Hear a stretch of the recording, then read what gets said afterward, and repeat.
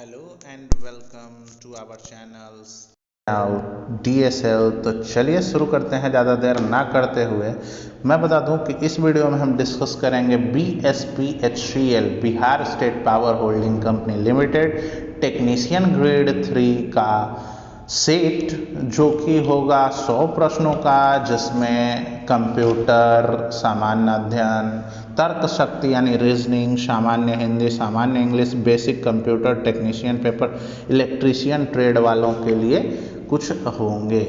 कुल मिला के 100 प्रश्न होंगे। आगे बढ़ते हैं, ज़्यादा देर ना करते हुए शुरू करते हैं हम अपना सबसे पहला प्रश्न। सबसे पहला जो प्रश्न है, कहता है क्या कि निम्नलिखित में से कौन सा शिलालेख सुदर्शन झील नामक झील का पुनरुद्धार कार्य करने जाने का वर्णन करता है। फिर से पढ़ेंगे प्रश्न कि निम्नलिखित में से कौन सा शिलालेख सुदर्शन झील नामक झील का पुनरुद्धार कार्य किए जाने का वर्णन करता है। इनमें से कौन सा होगा? तो मैं आपको बता दूं कि इसका जो हो जाएगा पहला नंबर ऑप्शन सही हो जाएगा, यानी कि रुद्र दमन। रुद्र एक्चुअली में रुद्र दामन नाम होता है, ठीक है ना। तो रुद्र दामन का जूनागढ़ अभिलेख इस प्रश्न का सही जवाब होगा, और उसी में आपका बताया गया है, रुद्र दामन के जूनागढ़ अभिलेख में ही ये बताया गया है सुदर्शन झील नामक झील का पुनरुद्धार कार्य किए जाने के बारे में। मैं आपको बता दूं कि रुद्र दामन के जूनागढ़ अभिलेख जो शिलालेख हैं से पता चलता है कि 150 ईस्वी में शक शासक रुद्र दामन प्रथम द्वारा सुदर्शन झील की मरम्मत की गई थी। इसमें कहा गया है कि स्कंदगुप्त के शासन, जो कि 415 ईस्वी से 455 ईस्वी के तहत झील की फिर से मरम्मत उनके गवर्नर प्राणदत्त ने की थी, ठीक है। जूनागढ़ शिलालेख को रुद्र दामन का गिरनार शिलालेख भी कहा जाता है। इतनी सारी बातें हैं इस प्रश्न के बारे में, आप ध्यान रखेंगे। अगला प्रश्न हम देखेंगे। अब अगला प्रश्न हमारा क्या है, थोड़ा सा कुछ माइनर सा मिस्टेक हो गया है क्या, एक मिनट थोड़ा सा, हाँ कुछ तो हुआ है, एक मिनट। ड्यूटेरिया, हाँ BSPHCL अपना कुछ इसमें, हाँ डिस्कस करने के दौरान जो ये प्रॉब्लम होता है ना, ये बहुत बड़ी एक परेशानी है। चलिए आगे से मैं ख्याल करूँगा कि ऐसी परेशानी समस्या ना हो। चलिए दूसरा प्रश्न हम देख लेते हैं थोड़ा। दूसरा प्रश्न क्या कहता है? कहता है कि निम्नलिखित में से कौन सा जीव अपने शरीर के बाहर भोजन विखंडित करने के पश्चात उसे अवशोषित करता है, ऐसा कौन है? तो दूसरे नंबर प्रश्न का जो सही जवाब हो जाएगा वो तीसरा नंबर ऑप्शन हो जाएगा सही जवाब, राइजोपस। मैं आपको बता दूं कि राइजोपस पौधों का पर सामान्य सैप्रोफाइटिक कवक और जानवरों पर विशेष परजीवी की एक प्रजाति है। मशरूम, ईस्ट और ब्रेड मोल्ड्स की तहत राइजोपस सैप्रोफाइट होते हैं और अपने शरीर के बाहर खाद्य सामग्री को तोड़ते हैं। अगला प्रश्न तीसरा नंबर है, वो देखते हैं। तीसरा नंबर प्रश्न कहता क्या है कि असहयोग आंदोलन के दौरान निम्नलिखित में से किस प्रांत में चौरा चौरी कांड घटित हुआ था? तो तीसरे नंबर प्रश्न का सही जवाब हो जाएगा 4 नंबर ऑप्शन, संयुक्त प्रांत। 5 फरवरी 1922 को संयुक्त प्रांत के गोरखपुर जिलों के चौरी चौरा में हुई घटना के कारण असहयोग आंदोलन वापस ले लिया गया था। इस घटना में पुलिस की गोलीबारी के जवाब में 23 पुलिसकर्मियों की हत्या हुई थी। यह एक ऐसी घटना थी जो अहिंसा के सिद्धांत के खिलाफ थी। आगे बढ़ते हैं, चौथा नंबर प्रश्न हम देखेंगे। अब चौथा नंबर प्रश्न क्या कहता है कि भारत के संविधान का निम्नलिखित में से कौन सा अनुच्छेद यह घोषणा करता है कि सर्वोच्च न्यायालय एक अभिलेख न्यायालय है? ऐसा घोषणा करना है, कौन करता है? तो भैया चौथे नंबर का अब हम चेक कर लेते हैं कि चौथे नंबर का हमारा जो ऑप्शन है वो कौन सा होगा। तो भारत के संविधान का निम्नलिखित में से कौन सा अनुच्छेद यह घोषणा करता है कि सर्वोच्च न्यायालय एक अभिलेख न्यायालय होगा।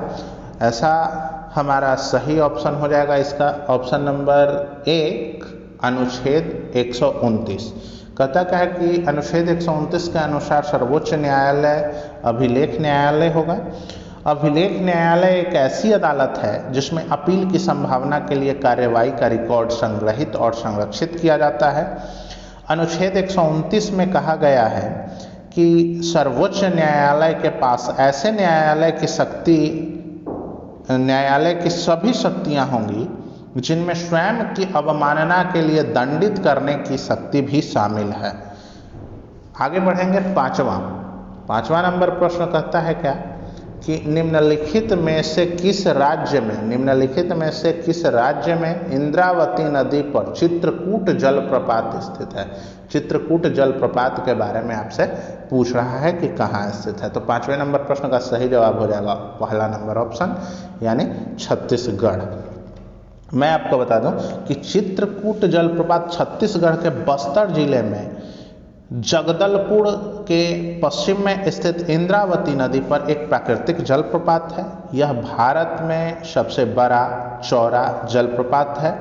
मॉनसून के मौसम में इसकी चौड़ाई और घोड़े की नाल के समान व्यापक आकार के कारण इसे अक्सर भारत का नियाग्रा जलप्रपात कहा जाता है। आगे बढ़ेंगे।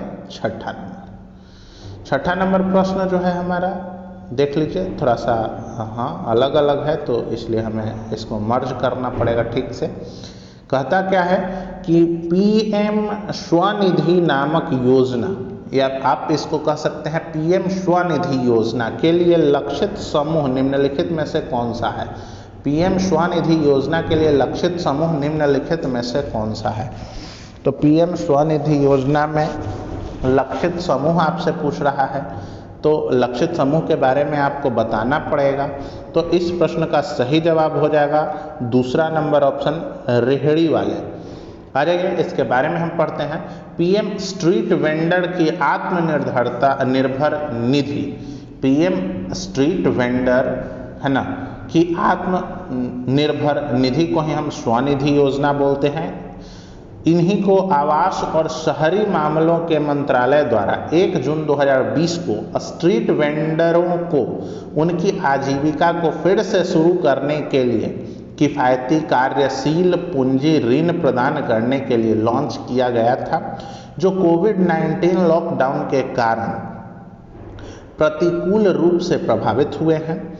यह योजना उन सभी स्ट्रीट वेंडरों के लिए उपलब्ध है जो 24 मार्च 2020 को या उससे पहले शहरी क्षेत्रों में वेंडिंग में लगे हुए रहते थे। आगे बढ़ेंगे। 7 नंबर प्रश्न कहता क्या है। 7 नंबर प्रश्न देखिए कि भैया भारतीय अर्थव्यवस्था में नकदी का प्रबंधन निम्नलिखित में से भारतीय अर्थव्यवस्था में नकदी का प्रबंधन है निम्नलिखित में से किसके द्वारा किया जाता है। तो भैया नकदी का प्रबंधन भारतीय अर्थव्यवस्था में किसके द्वारा किया जाता है। तो ये हो जाएगा ऑप्शन नंबर तीसरा सही जवाब आरबीआई के द्वारा। आपको बताते चलें कि आरबीआई के द्वारा हम इसलिए कह रहे हैं कि भैया आरबीआई ही जो बैंक है वो केंद्र सरकार को ऋण देती है। भारतीय रिजर्व बैंक यानी कि भारत का केंद्रीय बैंक जो है वो देश में तरलता का प्रबंधन करती है। यह मौद्रिक नीति के विभिन्न उपकरणों के माध्यम से बाजार में धन के प्रवाह को नियंत्रित करता है।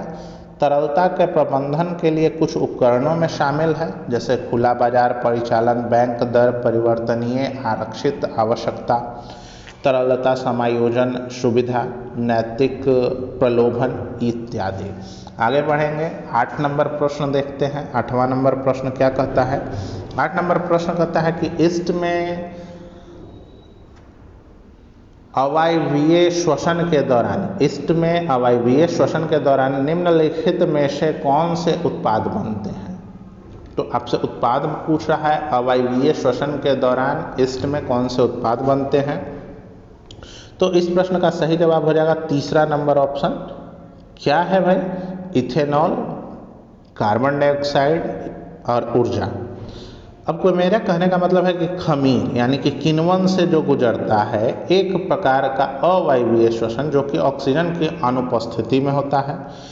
इसमें ग्लूकोज ऑक्सीजन की अनुपस्थिति में टूटकर पाइरूवेट में बदल जाता है। ग्लूकोज इथेनॉल कार्बन डाइऑक्साइड में टूट जाता है और एटीपी के 2 अणु देता है। जैसे मैं आपको बता दूं C6H12O6 के बारे में आप जानते हैं, और इसका जो फार्मूला होता है टूटने के बाद जो निकल के आता है तो C2H5OH प्लस CO2 होता है। चलिए अब हम अगला प्रश्न देख लेते हैं। 9वां नंबर प्रश्न कहता क्या है कि बिहार प्रांत के आरा से प्राप्त देव बनांक का लेख शाहपुर पटना एवं मंदर बांका से प्राप्त लेखों में क्या जानकारी मिलती है? बिहार प्रांत के आरा से प्राप्त देवबांका का लेख, शाहपुर जो कि पटना में पड़ता है, मंदर जो कि बांका में पड़ता है से प्राप्त लेखों की जानकारी मिलती है। तो किस प्रकार की लेखों की जानकारी मिलती है? 9वें नंबर प्रश्न का सही जवाब हो जाएगा दूसरा नंबर ऑप्शन। कहता है परवर्ती गुप्त वंश के बारे में देवबनांक के अभिलेख में परवर्ती गुप्त शासक देवगुप्त, विष्णुगुप्त एवं जीवित गुप्त द्वितीय का नाम मिलता है। कुल मिलाकर मैं बात करूं तो गुप्त वंश के बारे में ही जानकारी मिलता है। अगला प्रश्न हम देखेंगे। अगला प्रश्न जो हमारा है वो क्या है? कहता है क्या कि निम्नलिखित में से कौन सा जिला पश्चिम बंगाल की सीमा को स्पर्श नहीं करता है? निम्न में से कौन सा जिला पश्चिम बंगाल की सीमा को स्पर्श नहीं करता है? निम्न में से कौन सा जिला पश्चिम बंगाल की सीमा को स्पर्श नहीं करता है? तो इस प्रश्न का सही जवाब हो जाएगा पहला नंबर ऑप्शन भागलपुर। पश्चिम बंगाल की सीमा को स्पर्श करने वाले बिहार के 3 जिले प्रमुख हैं, किशनगंज, कटिहार और पूर्णिया। भागलपुर झारखंड की सीमा को स्पर्श करता है। पश्चिम बंगाल बिहार के पूरब में स्थित है। तो दोस्तों ठीक है, अब हम आपके इन प्रश्नों के जवाब दे चुके हैं। अगला जो हमारा टॉपिक है वो है तर्क शक्ति, जिसमें रीजनिंग के सवाल होंगे। ठीक है, के स्थान पर हमको कोई ना कोई चिन्ह रखना है, चाहे प्लस रखना है, माइनस रखना है, डिवाइड रखना है, जो भी रखना है। या आप यहाँ पे देख सकते हैं सवाल जो है, मैं आपको सवाल दिखला दूँ। ठीक है, तो ये है सवाल और सवाल का जो ऑप्शंस है आंसर शीट पर, तो ये हैं आपके उसके ऑप्शंस। ठीक है, तो मैं आपको बता दूं कि इसमें कौन सही होगा, क्या भरने पड़ेंगे आपको। तो इसमें मैं भरूँगा, सबसे पहले तो मैं यहाँ पर भाग भरूँगा, उसके बाद जोड़ भरूँगा, घटाव भरूँगा, फिर गुना और उसके बाद इक्वल टू। अब आप कैलकुलेशन करके देख लो कि आपका जो ये है वो सही हो जाएगा या नहीं। ठीक है, अब आपका जो ये आंसर हो जाएगा सही जवाब आपका तीसरा नंबर ऑप्शन हो जाएगा। अब भर के चेक कर लो। ठीक है, क्योंकि ज़्यादा समय है नहीं है और ये वीडियो काफ़ी लंबा हो जाएगा। ठीक है, अगला प्रश्न हम देखते हैं। अगला प्रश्न अपना 12 नंबर क्या कहता है? 12 नंबर प्रश्न देखिए कुछ इस प्रकार का है। ठीक है, तो 12 नंबर प्रश्न में आपको असंगत ढूंढने हैं। असंगत मतलब सबसे अलग कौन सा होगा। तो सबसे अलग की अगर मैं बात करूं तो सबसे अलग जो होगा हमारा, अच्छा लिखा क्या है, तो पहला जो है लिखा हुआ कि PTXBF लिखा हुआ है। फिर दूसरा में क्या लिखा हुआ है? KORVA लिखा हुआ है। तीसरा में क्या लिखा हुआ है? तो NRVZD लिखा हुआ है। चौथा में TXBFJ लिखा हुआ है। और इसी में हमको बताना है 12 नंबर प्रश्न में कि भाई असंगत कौन है, मतलब सबसे भिन्न कौन है। ठीक है ना, तो भिन्न आपको बताने हैं। आप बताइए कि इसमें से कौन सा हो जाएगा। तो मैं आपको बता दूं कि इसमें से जो भिन्न हो जाएगा ना, वो हो जाएगा दूसरा वाला जो है ना, वो भिन्न हो जाएगा। कहिएगा कैसे? तो देखिए मैं आपको बता दूं, सभी 4 के अंतर पे हैं। ये एक दूसरे से 4 के अंतर पे हैं, ये भी ठीक है, लेकिन ये भी 4 के अंतर पर है, लेकिन ये ऐसा रूल फॉलो नहीं करता है। ठीक है, 13 नंबर प्रश्न आ जाइए। 13 नंबर प्रश्न के बारे में मैं आपको दिखा देता हूँ। पहले तो प्रश्न मैं दिखा दूँ आपको कि जो 13 नंबर प्रश्न है ना, उसके बारे में कि 13 नंबर प्रश्न क्या है। तो देखिए ये एक कॉलम बना के आपको दे रखा है। इसमें क्या दे रखा है मैं अब ड्रॉ करके आपको दिखला देता हूँ अपने कॉपी पर कि ये कुछ इस प्रकार का कॉलम बना के रखे हुए हैं। इसमें क्या है कि भैया 5, 12, 65, 7, उसके बाद है 7, उसके बाद है इसमें 14, इसमें है 105, ठीक है, 9 है, 13 है। तो यहाँ पे क्या हो जाएगा, यही आपसे पूछ रहा है। तो अब आपको बताने हैं कि क्या हो जाएगा इसका सही आंसर। तो इसका जो सही आंसर हो जाएगा ना, अब मैं देखिए यहाँ किस प्रकार से लिखा हुआ है, आप जरा सा विचार करिए कि किस प्रकार से ये लिखा होगा। तो 5, 5 करके थोड़ा सा देखिए, कोई आइडिया लग रहा है क्या? नहीं, देखिए 12, 25, 60 हो रहा है, इसमें 5 जोड़ रहा है, 65 हो गया। 14, 25, 70 हो रहा है, सॉरी 14 सत्ते बलियोत्तल से होता है, 14 सत्ते 98 होता है। क्या होता है? 14 सत्ते 98 होता है। 14 7 या 98, उसमें 7 को ऐड करिएगा, मतलब यही वाला ऐड करना है, तो 105 हो जाएगा। 63 91 होता है, 91, इसमें 9 जोड़ दीजिए तो 63 91 91 होता है ना, और उसमें फिर 9 जोड़ दीजिएगा तो कितना हो जाएगा? अच्छा सॉरी 63 कहाँ है, 39 जो है ना जी, तो 13 9 17 से 117 है ना, तो 117 में अगर हम 9 जोड़ देते हैं तो 126 हो जाएगा ना, तो यहाँ 126 हो जाएगा, हमारा आंसर हो जाएगा। ठीक है, ये था 13 नंबर। 14 नंबर प्रश्न देखिए। तो 14 नंबर प्रश्न देखिए, मैं आपको बताता हूँ 14 नंबर प्रश्न के बारे में। 14 नंबर प्रश्न क्या कह रहा है? 14 नंबर प्रश्न कहता है हमारा कि भाई एक दिया हुआ है लाइन जिसमें कुछ संख्या है, 45 है, 72 है, 101 है, 133 है, 169 है। उसके बाद अगला यहाँ पे आपको बताना है क्या होगा। तो 14 नंबर में मैं आपको बता दूं, अगला लिखने के लिए किस प्रकार से बढ़ाए हुए है। इससे यह कितना बढ़ाए हुए हैं? 27, इससे ये कितना बढ़ाए हुए हैं? 29, इससे ये कितना बढ़ाए हुए हैं? 31, 27 के बाद 29, ये 31 है क्या? नहीं, ये 32 बढ़ा है ना। उसके बाद ये कितना बढ़ाए हुए हैं? तो 36। अब देखिए कितना बढ़ रहा है, बढ़ कितना रहा है, तो ये बढ़ा 2, पहला बार 2, फिर 3 बढ़ा, फिर 4 बढ़ा, अगली बार कितना बढ़ेगा? 5 बढ़ेगा, तो 36 का 5 हो जाता है 41, मतलब 41 बढ़ा कितना हो जाएगा? तो 69 में अगर 169 में अगर आप 41 जोड़ लीजिएगा तो कितना आ जाएगा? तो 9 1 10 के 0 हाथ में 1, 6 4 10 1 11 के 1 हाथ में 1, 1 1 और 2 200। इस प्रश्न का सही जवाब हो जाएगा 210 हो जाएगा ना। इस प्रश्न का क्या हो जाएगा सही जवाब? 210। देख लीजिए, मैं आपको दिखा देता हूँ 14 और 15 दोनों प्रश्न। ठीक है, देखिए यह 13 नंबर प्रश्न था, ये 14 नंबर प्रश्न है। अच्छा 15 नंबर प्रश्न देखिए। 15 नंबर प्रश्न में क्या कह रहा है कि यहाँ कायर और नीडर। देखिए मैं आपको साफ तो है नहीं मेरा, हाँ मोबाइल में थोड़ा सा डिस्टर्ब है। तो इसमें देखिए कायर का बहादुर दिया हुआ है, तो पारंपरिक का क्या हो जाएगा? तो पारंपरिक का आधुनिक हो जाएगा, 2 नंबर ऑप्शन हो जाएगा इसका सही जवाब। ठीक है ना। आगे अगर बढ़ें हम 16 नंबर प्रश्न देखिए। 16 नंबर प्रश्न क्या कह रहा है कि 16 नंबर प्रश्न में ये कह रहा है कि देखिए भैया 12 को ना 149 दिया गया है, तो 21 का कितना दिया जाएगा? तो 12 का दिया गया है 149, 12 का स्क्वायर करके 5 जोड़ दिया है, 149 हो जाएगा। उसी प्रकार से 21 का स्क्वायर करके उसमें 5 जोड़ दीजिए, तो 21 का स्क्वायर हो जाता है 441, उसमें 5 जोड़ दीजिएगा तो 446। ऑप्शन नंबर 1 हो जाएगा सही जवाब। 17 नंबर प्रश्न आप देख सकते हैं। ठीक है, इसके ऑप्शंस कुछ इस प्रकार से दिए गए हैं। मैं आपको इस प्रश्न का हल करके दिखाता हूँ। तो कुछ यही प्रश्न थे। क्या है कि ओ पी, देखिए इस प्रकार से ओ का पी लिखे हुए है, आर का एस लिखे हुए है, पी का क्यू लिखे है, प्लस का एक किए हुए है।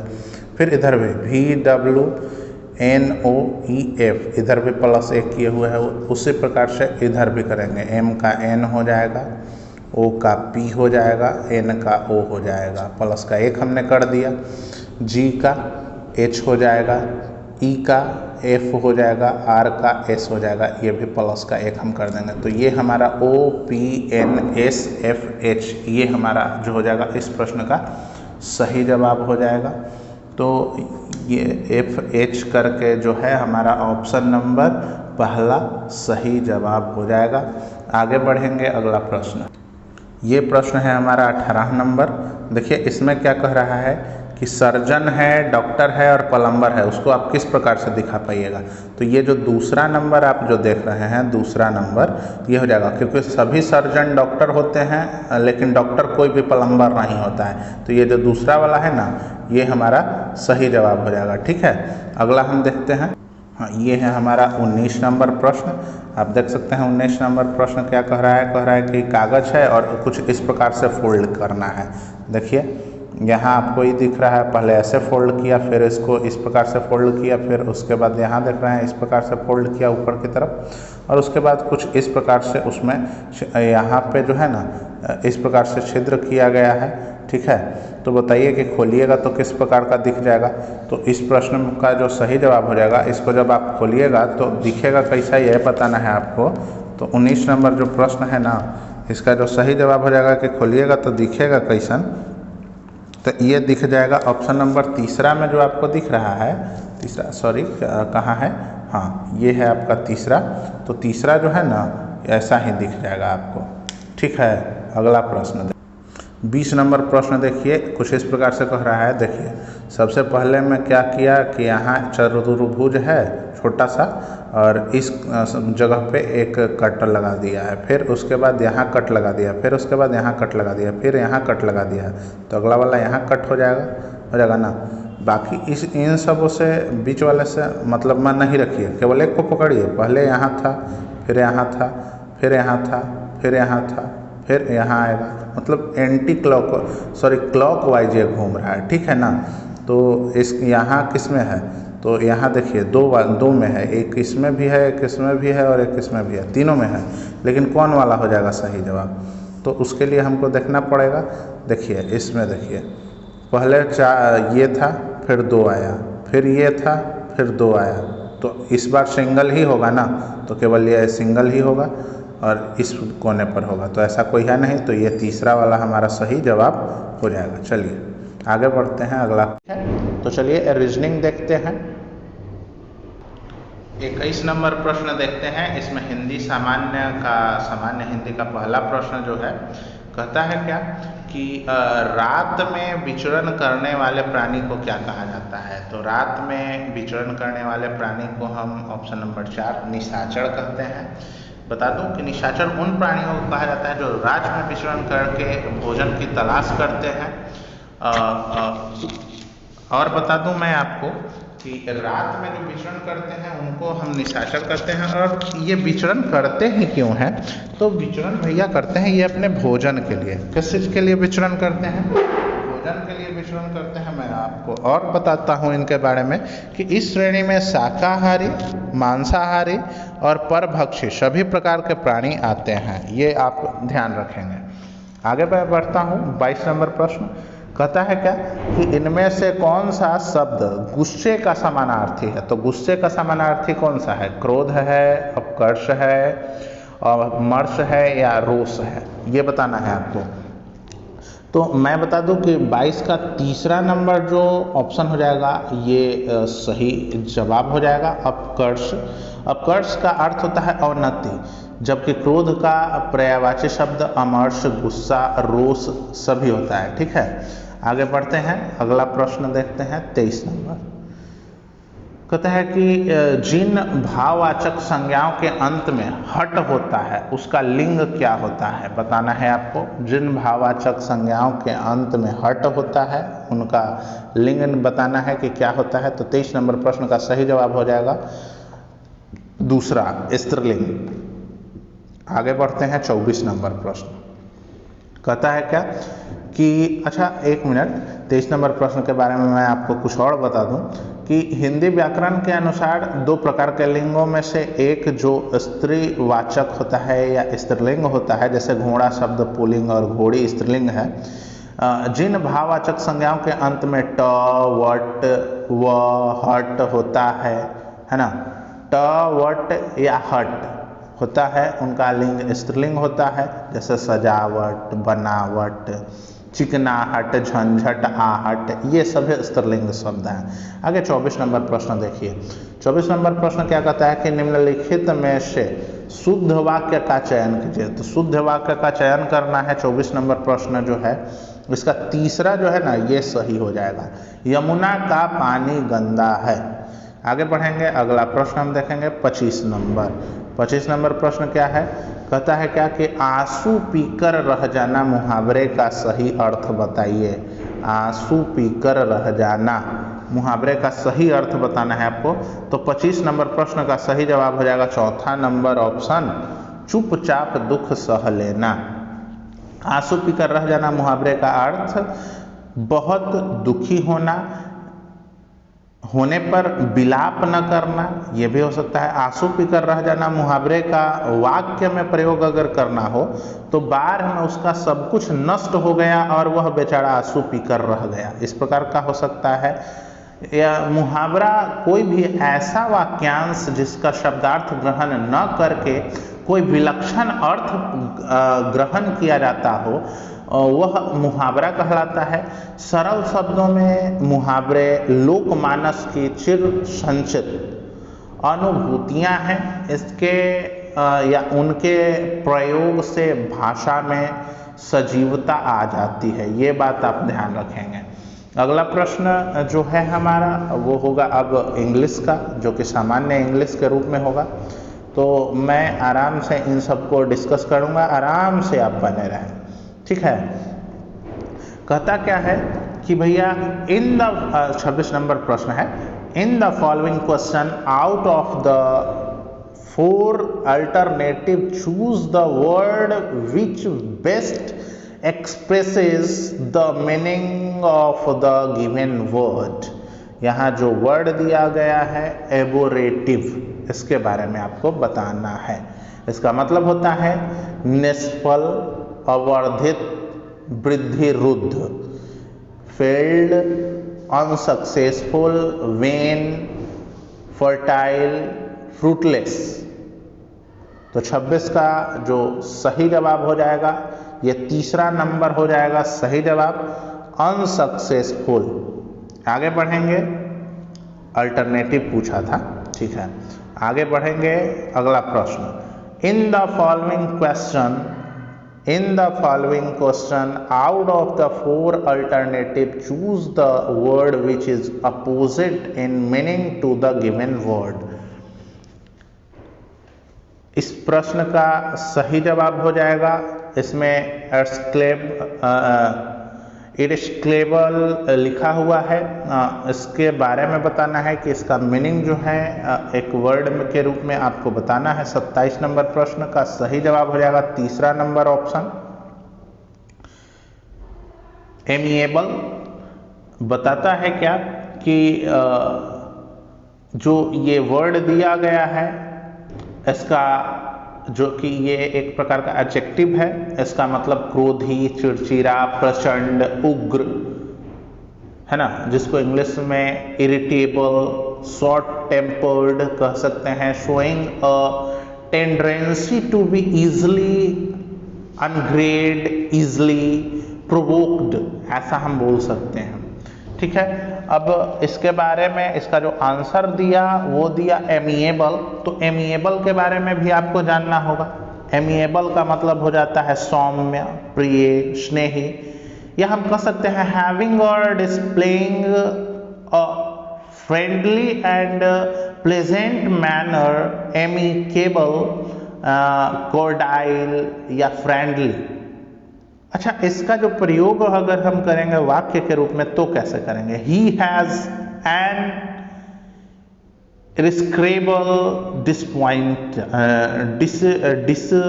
डिस्पॉइंशन कह सकते हैं या डिस्पोजिशन लिख सकते हैं हम। He has an erasable disposition. एक और वाक्य हो सकता है, the amiable young man greeted me enthusiastically. 28 number प्रश्न देखेंगे हम। कहता क्या है कि 4 word are given, out of which only 1 word is spelled correctly. Choose the correctly spelled word. जो करेक्टली स्पेल्ड वर्ड है इनमें, यानी कि शुद्ध उच्चारण वाले, शुद्ध मीनिंग वाले, उन्हीं को हमको चुनना है। तो इसमें जो दूसरा नंबर ऑप्शन हो जाएगा, ये हो जाएगा सही जवाब। ठीक है, THOROUGHLY, थ्रोली बोल सकते हैं आप इसको। ये एक एडवर्ब है, इसका मतलब है in a thorough manner, extensively, intensively. In depth के बारे में अगर बात करें तो और हम बोल सकते हैं हाउसटिवली। अगर हम इसका वाक्य में प्रयोग करें तो we will investigate every complaint thoroughly. अब 29 नंबर प्रश्न के बारे में देखते हैं। यहाँ कुछ एक डायरेक्शन दे दिया गया है, 29-30 के बारे में बता दिया गया है और इसको पढ़ के हमको जवाब देना है। ठीक है, लिखा हुआ क्या है? The sentence given with blanks are to be filled with an appropriate words for alternative are suggested for each question. For each question choose the correct alternatives. 29 number प्रश्न इससे दिया क्या? कह रहा है कि he has no recommendations, he will blank छोड़ दिया, यहाँ बोला get the job। तो इस प्रश्न का सही जवाब हो जाएगा पहला number option however। However is used to introduce a statement that contrasts with something। 30 number प्रश्न देखिए। 30 नंबर प्रश्न के बारे में क्या है? कहता है कि अब भाई ये हटे तो पढ़ूं मैं, लिप्स, उसके बाद ब्लैंक छोड़ दिया, यहाँ बोला इन ऑटोमन। अब यहाँ क्या भरा जाएगा? तो यहाँ भरेंगे हम fall down. Option number A हो जाएगा हमारा सही जवाब। अब मेरा कहने का मतलब है कि जो फॉल डाउन भरा मैंने, इसका कुछ तो मतलब है या कुछ बताइए इसके बारे में। तो मैं बता देता हूँ, to drop down from a higher level to a lower level. इसका हम ऐसे इस्तेमाल कर सकते हैं। एक यहाँ पे लिखा हुआ है दूसरे में ऑप्शन में फॉल ऑफ। ये फॉल ऑफ का इस्तेमाल कहाँ होता है? तो टू डिक्रीज इन क्वांटिटी और क्वालिटी, यहाँ हम फॉल ऑफ का इस्तेमाल कर लेते हैं। आ जाइए, अगला हमारा जो टॉपिक है कंप्यूटर का। अब हम कंप्यूटर के प्रश्न को डिस्कस करेंगे। तो कंप्यूटर के प्रश्न में हमसे कहा गया है कि भैया MS एक्सेल वर्कबुक 2007 में डिफ़ॉल्ट रूप से कितनी वर्कशीट होती हैं? तो मैं बता दूं कि इस प्रश्न का सही जवाब हो जाएगा ऑप्शन नंबर 3, 4। एक्सेल वर्कबुक में हमेशा 3 वर्कशीट, एक मिनट, इस प्रश्न का सही जवाब हो जाएगा ना, वो हो जाएगा 4 नंबर ऑप्शन। ठीक है ना, क्योंकि MS एक्सेल 2007 में डिफ़ॉल्ट रूप से वर्कशीट 3 ही होती हैं। ठीक है ना। एक्सेल अब उपयोगकर्ताओं को एक नई कार्य पुस्तिका में 255 शीट रखने की अनुमति देता है। एक्सेल दस्तावेजों में प्रयुक्त वर्कशीट शब्द पंक्तियों और स्तंभों में व्यवस्थित कोशिकाओं का एक संग्रह है। मैं आपको बता दूं, साथ ही यह भी बता दूं कि यह एक वह कार्य पृष्ठ वर्कशीट है जिसके साथ हम डेटा प्रविष्ट करने के लिए इंटरेक्ट करते हैं। आगे बढ़ें तो अगला जो हमारा प्रश्न है 32 नंबर, इसको भी देख लें जरा। तो कहता क्या है कि MS वर्ड 2007 में 36 पॉइंट का फॉन्ट साइज कितने इंच के बराबर होता है। तो मैं आपको बता दूं कि 72 अंक 1 इंच के बराबर होता है, तो 36 अंक जो हो जाएगा वो 0.5 इंच के बराबर हो जाएगा। अगर आप 72 पॉइंट का लेते हैं, ठीक है, तो वो 1 इंच के बराबर हो जाता है। तो 72 का आधा ही ना है भाई 36 पॉइंट, तो 36 पॉइंट अगर आप लीजिएगा तो 0.5 इंच का हो जाएगा कि नहीं। दिमाग में भाई रखिए इस सब बात को। हालांकि ये कॉमन सा नहीं है, ये आपसे कभी कभार पूछ सकता है। फॉन्ट का साइज मतलब हम अगर रखते हैं तो वो नॉर्मल साइज में कितना होता है, क्या होता है, ये रियर केस में ही आपसे पूछेगा। आगे बढ़िए 33 नंबर, MS वर्ड 2007 में निम्नलिखित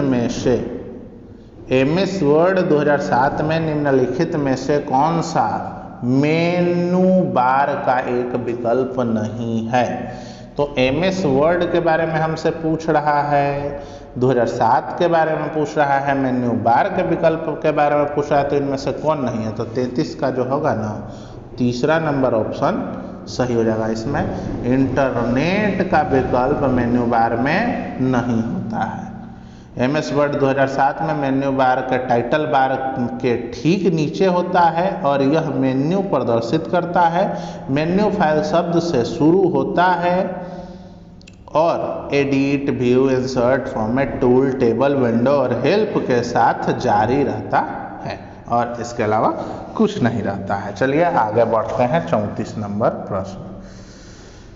34 नंबर प्रश्न क्या कहता है, कहता है कि निम्नलिखित में से कौन सा इंटरनेट सेवा प्रदाता, इंटरनेट सर्विस प्रोवाइडर द्वारा प्रदान की जाने वाली सेवा नहीं है। तो इस प्रश्न का सही जवाब हो जाएगा आपका दूसरा नंबर ऑप्शन, यानी वेब प्रशासन।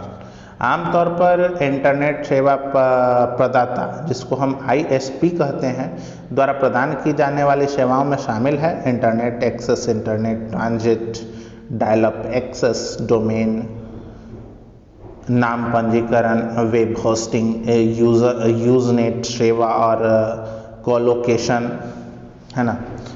उसके साथ ही एक ISP आमतौर पर एक्सेस पॉइंट या गेटवे के रूप में कार्य करता है, जो उपयोगकर्ता को इंटरनेट पर उपलब्ध हर चीज़ तक पहुंच प्रदान करता है।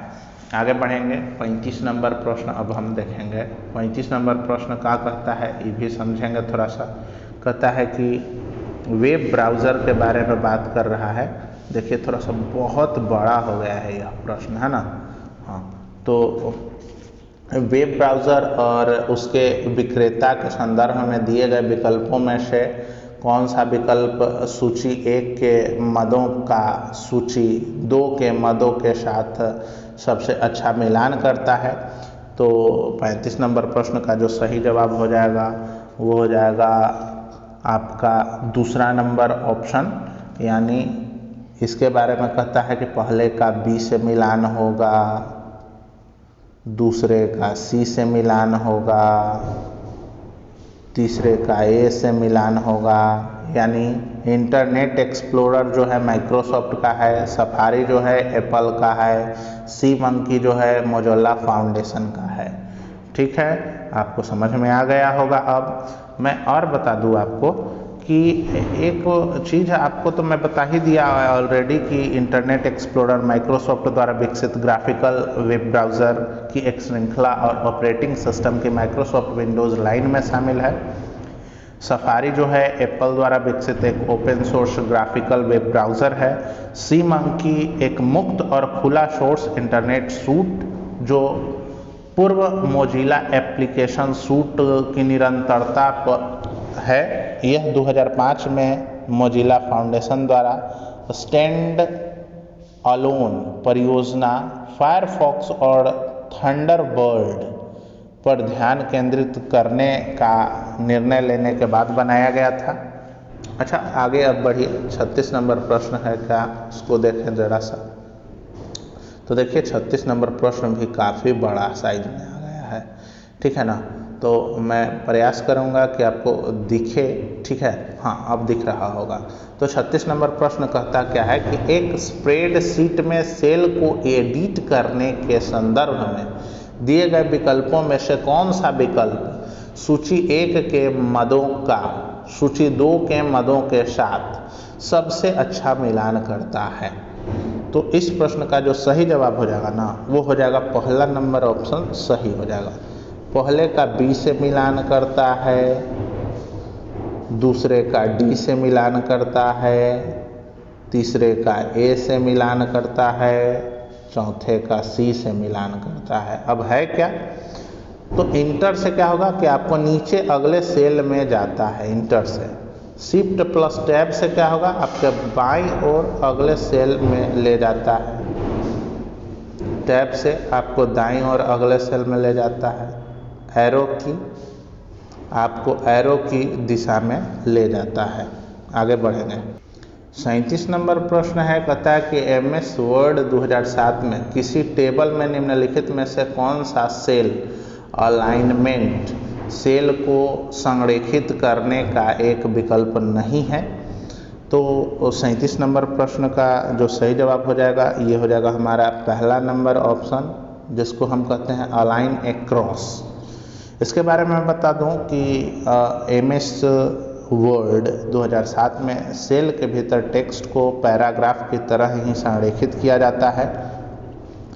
बाएं केंद्र या दाएं टेक्स्ट को लंबवत रूप से भी संरेखित किया जा सकता है, ऊपर, मध्य या नीचे। यदि हम इन संरेखन विकल्पों को जोड़ते हैं तो हमारे पास टूल टेबल्स लेआउट टैब के संरेखन समूह में 9 बटनों के लिए एक स्पष्टीकरण हो जाता है, ठीक है। अगला प्रश्न, अब हम 38 नंबर चलेंगे।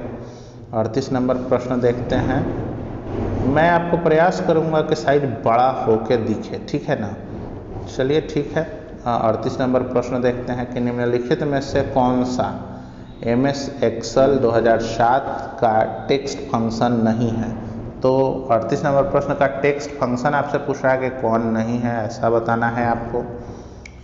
तो इस प्रश्न का सही जवाब हो जाएगा 3 नंबर ऑप्शन कॉम्बिन। वो होता क्या है इसके बारे में बता देता हूँ मैं आपको कि MS एक्सेल में टेक्स्ट फंक्शन हमें स्वरूप कोड के साथ फॉर्मेटिंग लागू करके किसी संख्या के प्रकट होने के तरीके को बदलने देता है। एक्सेल में कुछ महत्वपूर्ण टेक्स्ट फंक्शन हैं।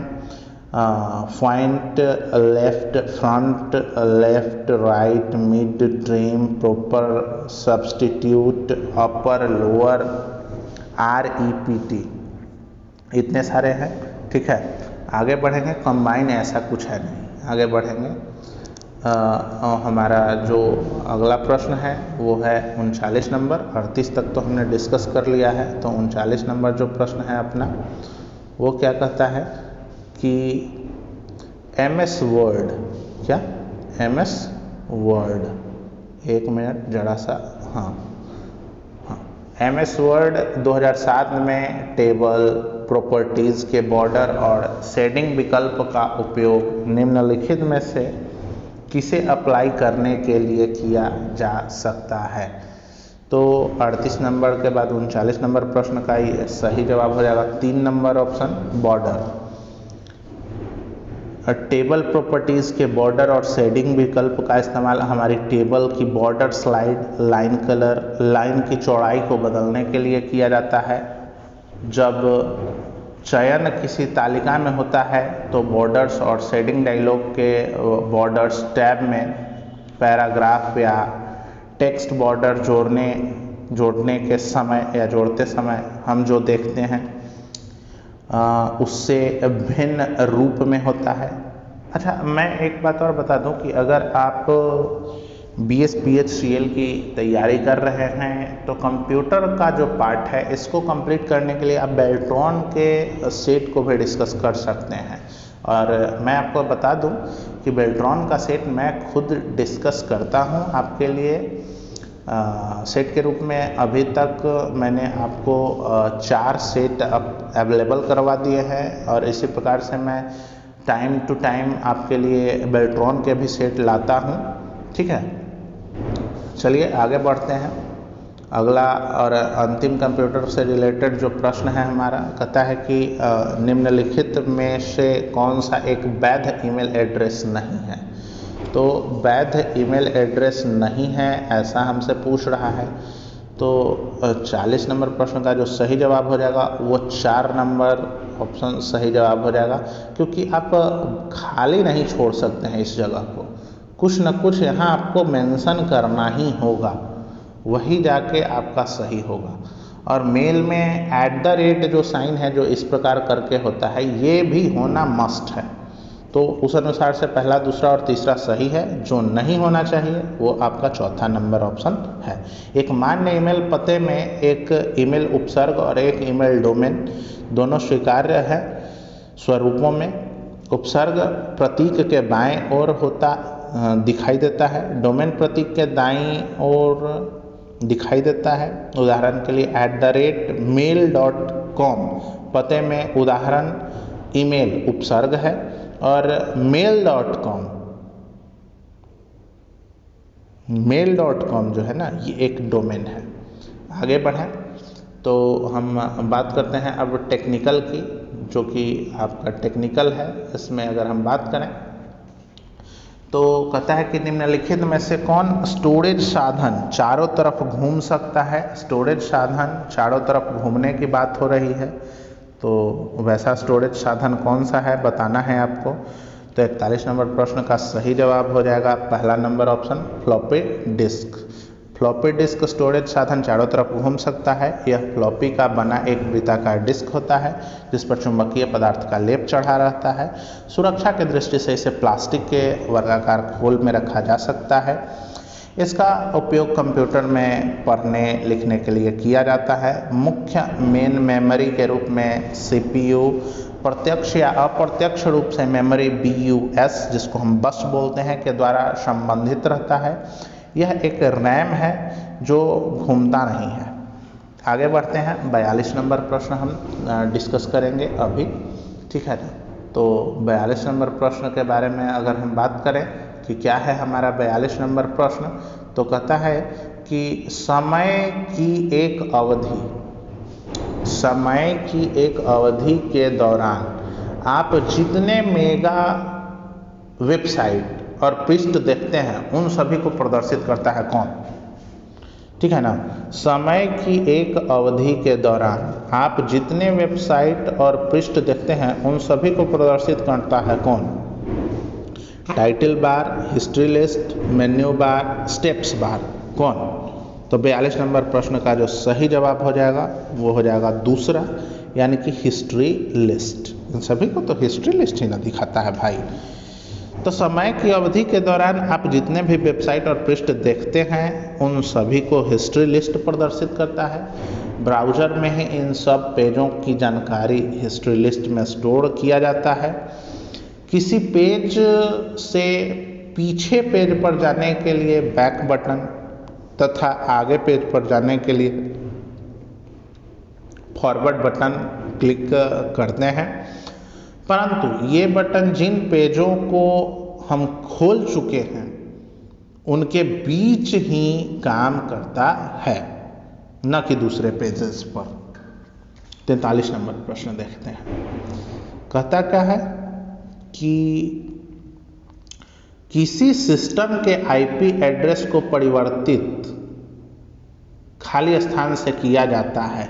किस चीज़ से किया जा सकता है? किसी सिस्टम के IP एड्रेस को अगर आप परिवर्तित करना चाहते हैं तो किससे कर सकते हैं? तो 43 नंबर प्रश्न का सही जवाब हो जाएगा पहला नंबर ऑप्शन, इंटरनेट सेवा प्रदाता यही कर सकता है आईपी एड्रेस को चेंज। ठीक है, मैं कभी होगा तो आपके लिए एक वीडियो बना दूंगा आईपी एड्रेस, चूँकि आईपी एड्रेस अगर आप कंप्यूटर यूज़ करते हैं या मोबाइल यूज़ करते हैं तो सिक्योरिटी के बेस पर आईपी एड्रेस आपको समझने काफ़ी ज़रूरी है। कई बार तो आपसे पूछ देगा आईपी एड्रेस कितने बाइट का होता है, कितने बिट का होता है। ठीक है, मैं आपको बता दूं कि आईपी एड्रेस जो भी होता है वो 8 बिट के होते हैं, 4 भाग में बटे होते हैं, चारों भाग एक एक बिट के होते हैं, तो कुल मिलाकर 4 बिट। ओके, इसके बारे में डिटेलिंग कभी फिर से बाद में, अभी हम अपने सवाल पे चलते हैं, नहीं तो ये वीडियो काफ़ी लंबा हो जाएगा। ठीक है, तो हाँ, किसी भी सिस्टम के आईपी एड्रेस को परिवर्तित करने का जो काम होता है इंटरनेट सेवा प्रदाता को परिवर्तित करके किया जाता है। आईपी एड्रेस 4 संख्याओं का एक समूह है जो डॉट से अलग किया जाता है ना, एक लिखा जाएगा फिर डॉट हो जाएगा, फिर एक लिखा जाएगा फिर डॉट हो जाएगा, फिर एक लिखा जाएगा फिर डॉट हो जाएगा, 4 भागों में इसी प्रकार से बटा होता है, जिसका एक भाग नेटवर्क का पता तथा दूसरा भाग नोड का पता करता है। चलिए खैर आगे बढ़ते हैं, अगला हम प्रश्न देखते हैं। अगला हमारा जो प्रश्न है वो क्या है, ठीक है ना, अगला हमारा प्रश्न क्या कहता है उसको देखते हैं। अगला हमारा प्रश्न 44 नंबर, ठीक है, आइए।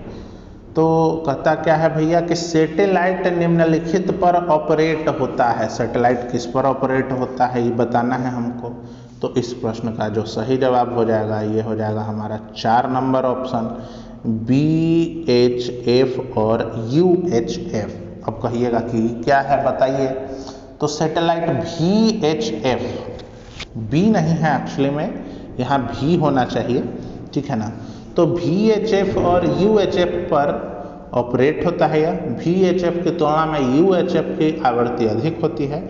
UHF की आवृत्ति रेंज 300 हर्ट्ज, HZ को हर्ट्ज बोलते हैं, होती है, और 3GHZ एवं VHF की आवृत्ति 30 MHz से 300 MHz तक होती है।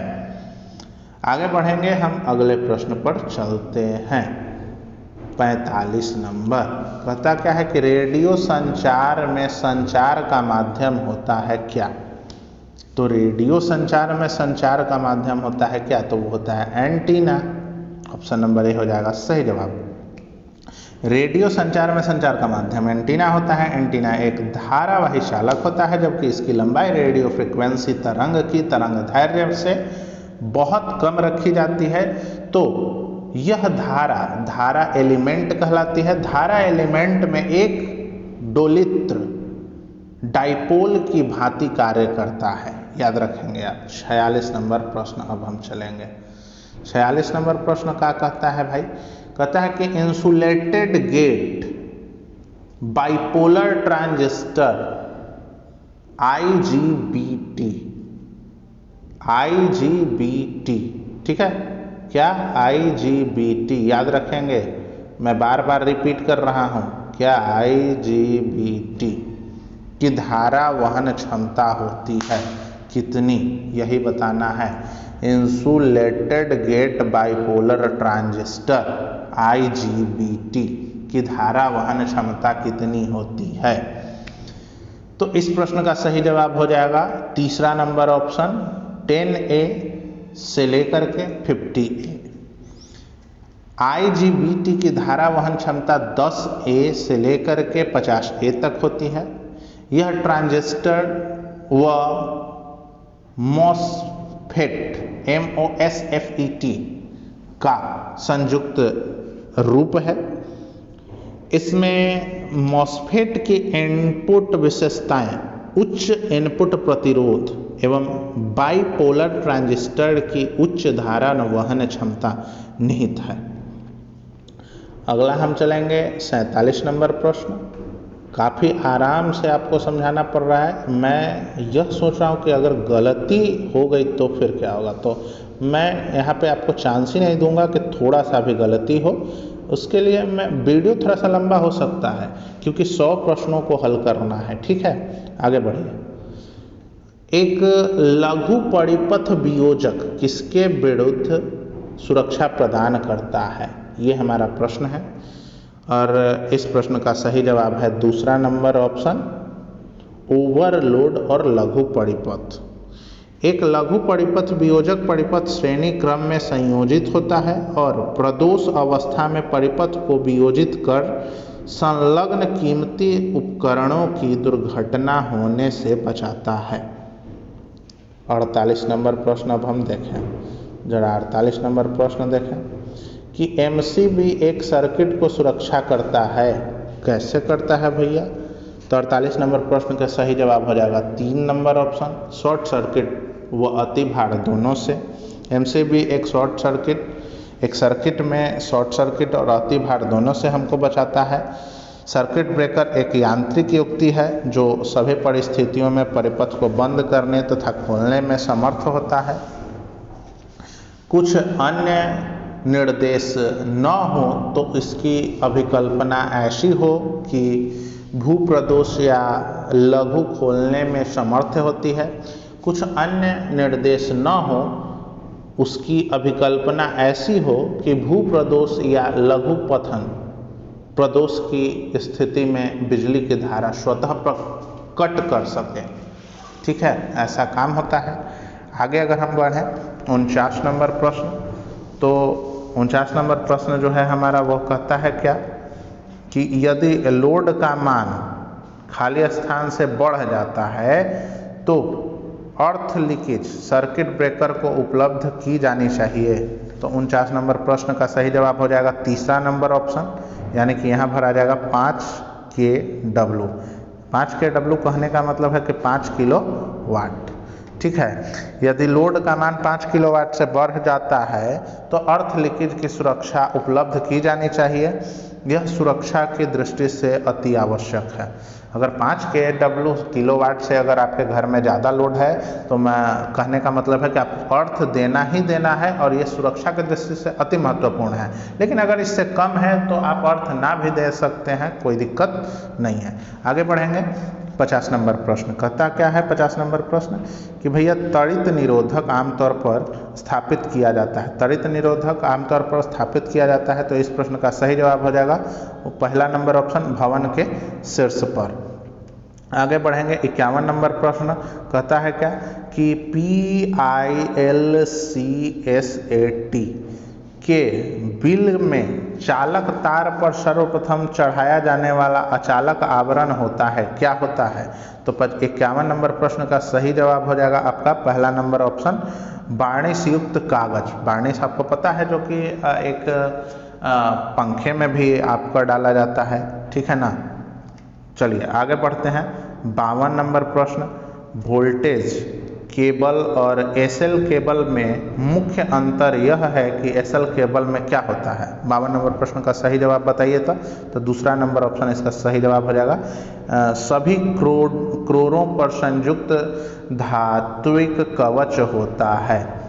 आगे बढ़ेंगे 53 नंबर प्रश्न क्या कहता है? कहता है कि सुपर वोल्टेज केबल का संचरण वोल्टता कितना होता है? तो 53 नंबर प्रश्न का सही जवाब हो जाएगा 3 number option, super voltage cable की संचारण वोल्टता 11 किलोवाट से 33 किलोवाट तक होती है। हाई वोल्टेज केबल की संरचना वोल्टता 1 kV से 11 kV तक होती है। आगे किलो वोल्ट, के मतलब वोल्ट, डब्ल्यू मतलब वाट, ऐसा याद करिए आप।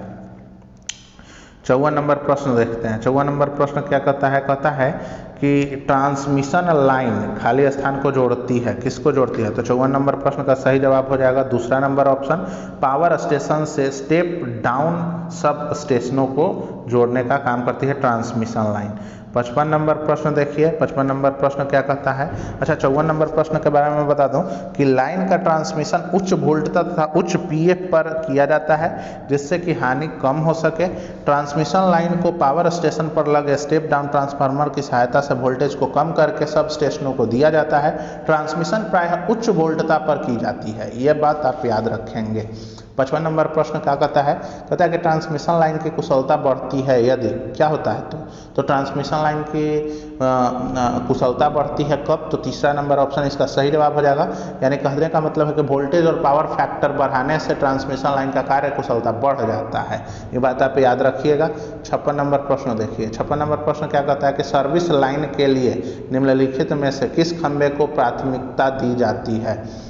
तो मैं आपको बता दूं कि इस प्रश्न का सही जवाब हो जाएगा पहला नंबर ऑप्शन RCC। तो 56 नंबर प्रश्न के बारे में मैं बता दूं कि सर्विस लाइन के लिए RCC खंभे को प्राथमिकता दी जाती है। यह सीमेंट, स्टोन, डस्ट, कंक्रीट और लोहे के सरिये से बनाया जाता है, जिसके बीच में एक गोल खोखली नली होती है जिसमें केबल स्थापित किया जा सकता है।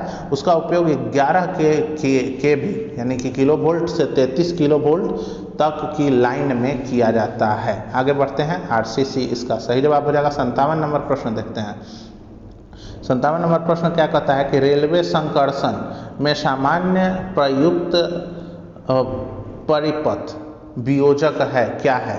तो 57 नंबर प्रश्न का सही जवाब हो जाएगा दूसरा नंबर ऑप्शन वायु झोंक परिपथ वियोजक। आगे बढ़ेंगे, कहता क्या है 58 नंबर प्रश्न कि कोरोना का प्रक्षेपण निम्न में से होता है किसके द्वारा। तो कोरोना का प्रक्षेपण किसके द्वारा होता है, तो 58 नंबर प्रश्न का सही जवाब हो जाएगा ऑप्शन नंबर ए, केवल ऐसी संचरण रेखा पर। 59 नंबर प्रश्न देखेंगे, कौन सा विद्युत संयंत्र पर्यावरण प्रदूषक समस्या से मुक्त है। तो 59 नंबर प्रश्न का सही जवाब हो जाएगा आपका 4 नंबर ऑप्शन हाइड्रो पावर संयंत्र। 60 नंबर प्रश्न देखेंगे, कहता क्या है कि निम्नलिखित में से देख लेना है, आपको ऑप्शन दिया गया है 4। तापीय पावर स्टेशन में इकोनोमाइजर का काम खाली स्थान को गर्म करने के लिए होता है। किस चीज़ को गर्म करता है, कौन, इकोनोमाइजर। 60 नंबर प्रश्न का सही जवाब हो जाएगा 3 नंबर ऑप्शन। कहता क्या है, एग्जॉस्ट गैसों में भीतर आने वाली पानी को गर्म करता है। या आगे बढ़ेंगे, 61 नंबर प्रश्न देखेंगे। 61 नंबर प्रश्न क्या है, कहता है कि आइसोलेटर से आप क्या समझते हैं। आइसोलेटर के बारे में अगर आपको से पूछ दिया जाए तो क्या आइसोलेटर क्या है, तो आइसोलेटर एक ऑफलोड स्विचिंग युक्ति है, ऑफलोड स्विचिंग युक्ति है। 62 नंबर प्रश्न देखेंगे, कहता है क्या कि किसी अधिष्ठान की भूधारा का मान उसकी धारा क्षमता पर निर्भर करता है। 3 किलोवाट 440 वोल्ट गीजर के लिए भू प्रतिरोध मान के अधिकतम सुरक्षित सीमा बता दो कितनी होती है। तो 62 का हो जाएगा तीसरा नंबर ऑप्शन यानी 19 ओम सही जवाब। ये जो है साइन इसको हम ओम पढ़ते हैं, ठीक है। आगे बढ़ेंगे 63 नंबर प्रश्न। 63 नंबर प्रश्न क्या कहता है, कह रहा है कि सीलिंग फैन के स्विच को निम्नलिखित के संदर्भ में प्रकट किया जाता है। तो 63 नंबर प्रश्न का सही जवाब हो जाएगा 4 नंबर ऑप्शन। कहता क्या है 4 नंबर ऑप्शन कि भैया ब्लेड के छोर से मोटर के केंद्र की दुगनी दूरी होती है, ठीक है। आगे बढ़ेंगे 64 नंबर प्रश्न। 64 नंबर प्रश्न के बारे में क्या कहता है, 64 प्रश्न कहता है कि स्वचालित विद्युत इस्त्री में तापमान नियंत्रक युक्ति होती है कौन सी। तो 64 का सही जवाब हो जाएगा 2 नंबर ऑप्शन थर्मोस्टेट। 65 नंबर प्रश्न देखेंगे, कहता है कि विद्युत जल तापक और संयोजक केबल के बीच IS के अनुसार ताप विद्युत प्रतिरोधक कितनी होनी चाहिए। तो 65 नंबर प्रश्न का सही जवाब हो जाएगा दूसरा नंबर ऑप्शन, ठीक है। दूसरा नंबर ऑप्शन इसका सही जवाब हो जाएगा। आगे बढ़ेंगे हम 66 नंबर प्रश्न पर चलेंगे। 66 नंबर प्रश्न क्या कहता है कि रूम हीटर का हीटिंग एलिमेंट निम्नलिखित में से किसका बना होता है। तो 66 नंबर प्रश्न का सही जवाब हो जाएगा आपका 1 नंबर ऑप्शन नाइक्रोम का बना होता है। किस चीज़ का बना होता है, नाइक्रोम का बना होता है। आगे बढ़ेंगे 62 नंबर प्रश्न देखेंगे। अच्छा, नाइक्रोम के बारे में बता दूं कि रूम हीटर का हीटिंग एलिमेंट नाइक्रोम का बना होता है तथा टंगस्टन का प्रयोग बल्ब के तंतु में किया जाता है। नाइक्रोम 80% निकेल और 20% क्रोमियम से बना होता है और उच्च विशिष्ट प्रतिरोध वाली मिश्र धातु होती है। यह तन्य, सुदृढ़ और उच्च गलनांक वाली धातु है। इसका उपयोग विद्युत प्रेस, केतली टोस्टर आदि में भी हीटिंग एलिमेंट बनाने के लिए प्रयोग किया जाता है। 67 नंबर प्रश्न पर चले। 67 नंबर प्रश्न हमसे क्या कह रहा है? 67 नंबर प्रश्न कह रहा है कि भारतीय विद्युत अधिनियम के अनुसार प्रत्येक उप परिपथ में खाली स्थान से अधिक लोड संयोजित नहीं होना चाहिए। तो किससे अधिक लोड नहीं होना चाहिए? तो 67 नंबर प्रश्न का सही जवाब हो जाएगा 300 वाट, यानी कि 300 वाट से अधिक लोड नहीं होना चाहिए। आगे बढ़ेंगे। 68 नंबर प्रश्न, सामान्य बस बार का खाली स्थान से अधिक ऊंचाई पर स्थापित नहीं करना चाहिए। तो कितना से अधिक ऊंचाई पर स्थापित नहीं करना चाहिए बस बार को?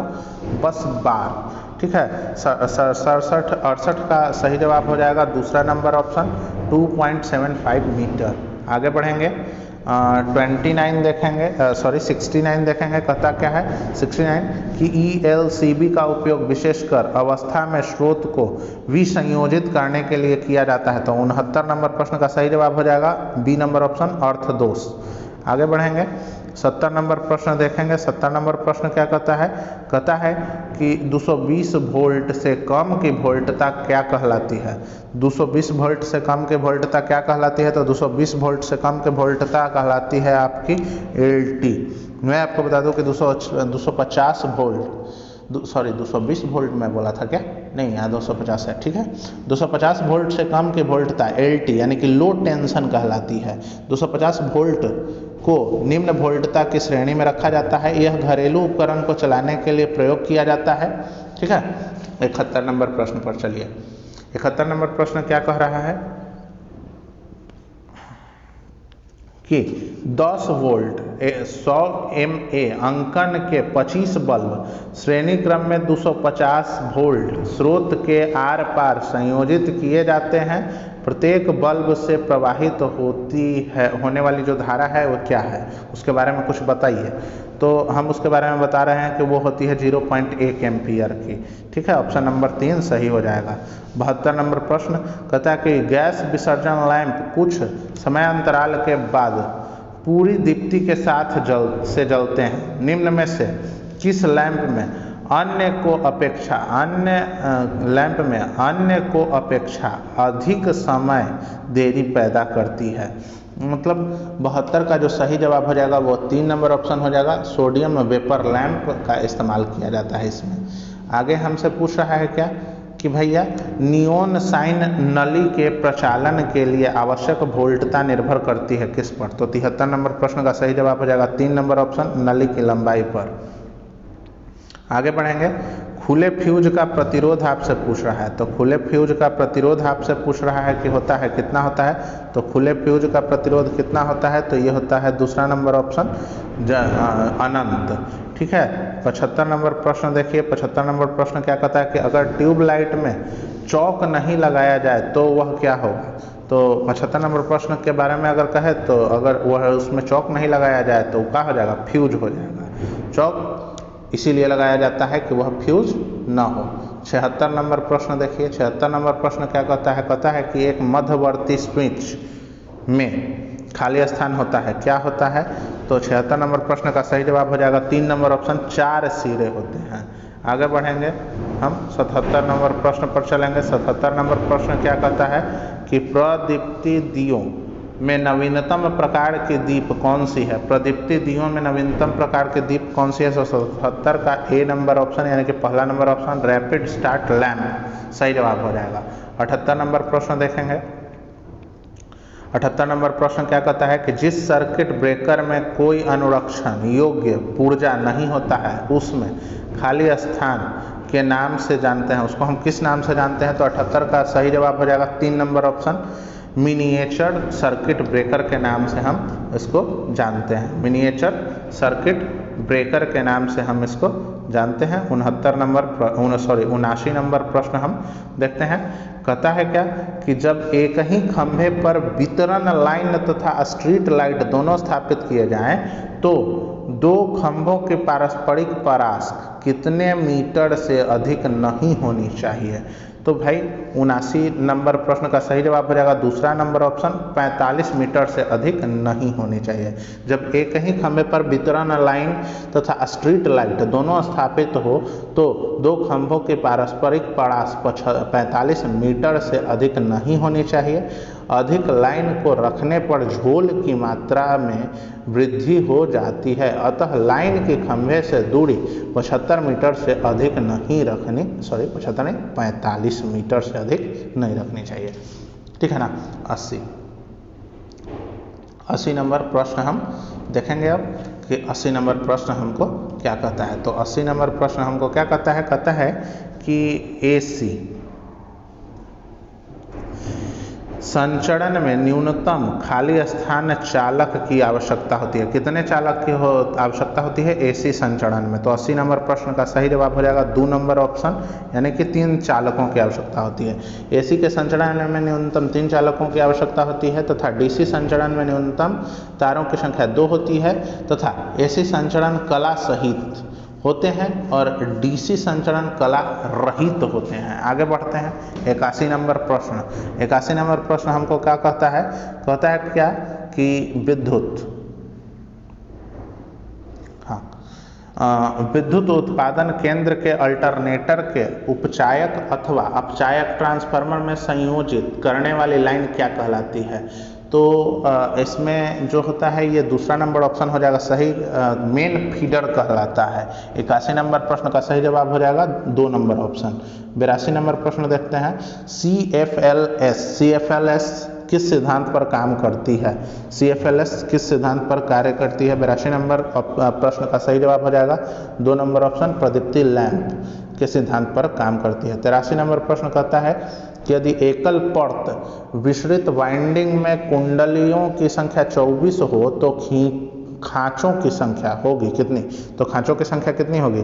तो 4 नंबर ऑप्शन हो जाएगा सही जवाब, 12 इसमें खांचों की संख्या हो जाएगी। आगे बढ़ते हैं 84 नंबर प्रश्न हम देखेंगे। 84 नंबर प्रश्न क्या कहता है? कहता है कि वितरित बाइंडिंग में सभी कुंडलियों के लिए खाली स्थान समान होती है। तो क्या समान होती है? तो 84 का पहला नंबर ऑप्शन हो जाएगा सही जवाब, पोल पिच। आगे बढ़ेंगे 85 नंबर प्रश्न। 85 नंबर प्रश्न क्या कहता है कि यदि खांचों का कोण 30 डिग्री वैद्युत अंश हो और मुख्य कुंडली खांच संख्या 1 से आरंभ होती हो तो प्रारंभिक कुंडलन प्रारंभ होगी कहाँ से? तो 85 नंबर प्रश्न का सही जवाब हो जाएगा 4 नंबर ऑप्शन, खांचा संख्या 4 से। आगे बढ़ेंगे 86 नंबर प्रश्न। 86 नंबर प्रश्न क्या कहता है कि आर्मेचर वाइंडिंग कार्य में आपातकालीन परिस्थिति में निम्नलिखित में से कौन सी वार्निश प्रयोग की जाती है? तो 86 नंबर प्रश्न का सही जवाब हो जाएगा दूसरा नंबर ऑप्शन, वायु से शुष्क होने वाली। आगे 87 नंबर प्रश्न कहता है कि छोटी DC मोटर में प्रयोग किए जाने वाले खांचे हैं। तो छोटी DC मोटर में प्रयोग किए जाने वाले खांचे हैं। 87 नंबर प्रश्न का सही जवाब हो जाएगा 3 नंबर ऑप्शन, अर्धबंध खांचे। ठीक है। 88 नंबर प्रश्न देखते हैं। कहता है क्या कि किस प्रकार के AC से DC परावर्तक में क्षतियाँ कम हैं और दक्षता अधिक है? 88 नंबर प्रश्न का सही जवाब हो जाएगा 4 number option, metal rectifier. 89 number प्रश्न देखेंगे। बड़े आकार में MG सेट में प्रयुक्त AC मोटर होता है, किस प्रकार का होता है? तो 4 नंबर ऑप्शन हो जाएगा AC कंप्यूटेटर मोटर होता है। AC कंप्यूटेटर मोटर होता है। 90 नंबर प्रश्न देखेंगे। 90 नंबर अपना प्रश्न देखेंगे। 90 नंबर प्रश्न क्या कहता है? कहता है कि सेलिमिनेटर क्या है? सेल्यूमिनियम रेक्टिफायर कमजोर पड़ने का निम्नलिखित लक्षण से पता चल जाता है। तो किससे पता चल जाता है कि वह कमजोर पड़ गया? तो 90 का हो जाएगा दूसरा नंबर ऑप्शन सही जवाब, इनपुट करंट बढ़ जाता है तो पता चल जाता है। 91 नंबर प्रश्न जो है इसको हम देखेंगे थोड़ा सा। तो 91 नंबर प्रश्न के बारे में कहता है क्या कि 2 ध्रुव 50 हर्ट्ज तुल्यकालिक यंत्र की गति कितने RPM का होता है? तो ये हमको बताना है। 91 नंबर प्रश्न का सही जवाब हो जाएगा 1 नंबर ऑप्शन, 3000 RPM, रन पर मिनट। इसका फुल फॉर्म होता है आरपीएम का। आगे बढ़ेंगे। 92 नंबर प्रश्न क्या कहता है कि तुल्यकाली मोटर होते हैं कैसे। 92 नंबर प्रश्न का जो सही जवाब हो जाएगा वो हो जाएगा दूसरा number option, gas self starting, गैर सेल्फ स्टार्टिंग। आगे बढ़ेंगे। 93 नंबर प्रश्न देखेंगे। 4 पोल और 1800 आरपीएम की दर से घूमने वाले अल्टरनेटर द्वारा उत्पन्न वोल्टेज की आवृत्ति कितनी होगी। तो 93 नंबर प्रश्न का सही जवाब हो जाएगा 4 नंबर ऑप्शन, 60 हर्ट्ज HZ। आगे बढ़ेंगे। 94 नंबर प्रश्न के बारे में क्या है, कहता है अल्टरनेटर की आउटपुट खाली स्थान को नियम रखने के लिए प्राइम मूवर की घूर्णन गति को समायोजित करना पड़ता है। तो 94 नंबर प्रश्न का सही जवाब हो जाएगा फ्रीक्वेंसी, ऑप्शन नंबर 1। आगे बढ़ेंगे। 95 नंबर प्रश्न है। 95 नंबर प्रश्न कहता है कि आर्मेचर में आर्मेचर प्रतिक्रिया का प्रभाव मूलतः कैसा होता है। आर्मेचर में आर्मेचर प्रतिक्रिया का प्रभाव मूलतः कैसा होता है, ये आपको बताना है। तो 95 नंबर प्रश्न का सही जवाब हो जाएगा दूसरा नंबर ऑप्शन, टर्मिनल वोल्टेज पर होता है। आगे बढ़ेंगे। 96 नंबर प्रश्न कहता है कि मिक्सर ग्राइंडर में सामान्यतः किसका उपयोग होता है। तो मिक्सर ग्राइंडर में सामान्यतः किसका उपयोग होता है, तो उसमें होता है यूनिवर्सल मोटर का। यूनिवर्सल मोटर मैं आपको बता दूं कि ये बहुत ही तेज होता है, हाई स्पीड मोटर होता है इसमें। यूनिवर्सल मोटर उसी को कहते हैं जो हाई स्पीड मोटर होता है। आगे बढ़ेंगे। एकल फेज मोटर में सहायक वाइंडिंग का सामान्य प्रतिरोध क्या होता है। तो एकल फेज मोटर में सहायक वाइंडिंग का सामान्य प्रतिरोध होता है कितना। तो 97 नंबर प्रश्न का सही जवाब हो जाएगा 2 नंबर ऑप्शन, मुख्य वाइंडिंग के संदर्भ में तुलनात्मक रूप से उच्च। आगे बढ़ेंगे। 98 नंबर प्रश्न। 98 नंबर प्रश्न क्या कहता है कि घरेलू फ्रिज में उपयोग की जाने वाली मोटर कौन सी होती है। घरेलू फ्रिज में कौन सी मोटर उपयोग की जाती है। 98 नंबर प्रश्न का सही जवाब हो जाएगा 4 नंबर ऑप्शन, सिंगल फेज प्रेरण मोटर। आगे बढ़ेंगे। 99 नंबर प्रश्न। 99 नंबर प्रश्न क्या कहता है, 99 नंबर प्रश्न आपका कहता है कि कैपेसिटर स्टार्ट मोटर का स्टार्टिंग बलाघूर्ण होता है, क्या होता है। तो 99 नंबर प्रश्न का सही जवाब हो जाएगा 4 नंबर ऑप्शन, निर्धारित बलाघूर्ण से अधिक। आगे बढ़ेंगे हम। चौथा और अंतिम प्रश्न हम देखेंगे। 100 नंबर और अंतिम प्रश्न देखेंगे। 100 नंबर और अंतिम प्रश्न जो है हमारा वो क्या कहता है कि यहाँ पे एक चित्र दिया गया है। इस चित्र में दर्शाया गया है जो ये ट्रांसफार्मर का साइन है, तो ये किस प्रकार का ट्रांसफार्मर है इसके बारे में आपको बताना है। तो ये एक प्रकार का सीटी ट्रांसफार्मर है। किस प्रकार का ट्रांसफार्मर है, सीटी ट्रांसफार्मर, जिसको हम धारा ट्रांसफार्मर कहते हैं। और ये जो दिया गया ट्रांसफार्मर है ना, ये सीटी ट्रांसफार्मर है, ये तो आप जान गए। यह एक स्टेप अप ट्रांसफार्मर है। इसकी प्राइमरी वाइंडिंग में केवल 1 या 2 लपेटे होते हैं। इसकी सेकेंडरी में महीन तार के अनेक लपेटे होते हैं। इसमें सेकेंडरी वाइंडिंग पर लोड सदैव लगा रहना चाहिए, नहीं तो इसमें उत्पन्न वोल्टेज इसे जला देते हैं। ये बात ध्यान रखेंगे। तो दोस्तों बस ये था हमारा BSPHCL Bihar state power holding company limited technician grade 3 का प्रैक्टिस सेट। तो दोस्तों आपको ये कैसा लगा अब मुझे कमेंट बॉक्स में लिखना ज़रूर। अगर आपको इस वीडियो के बारे में कोई भी सवाल या सुझाव है तो उसे भी आप कमेंट बॉक्स में ज़रूर लिखेंगे। तो मिलते हैं इसी प्रकार के अगले वीडियो में। तब तक हंसते रहिए, मुस्कुराते रहिए, शेयर करते रहिए और पढ़ते रहिए। जय हिंद, वंदे मातरम।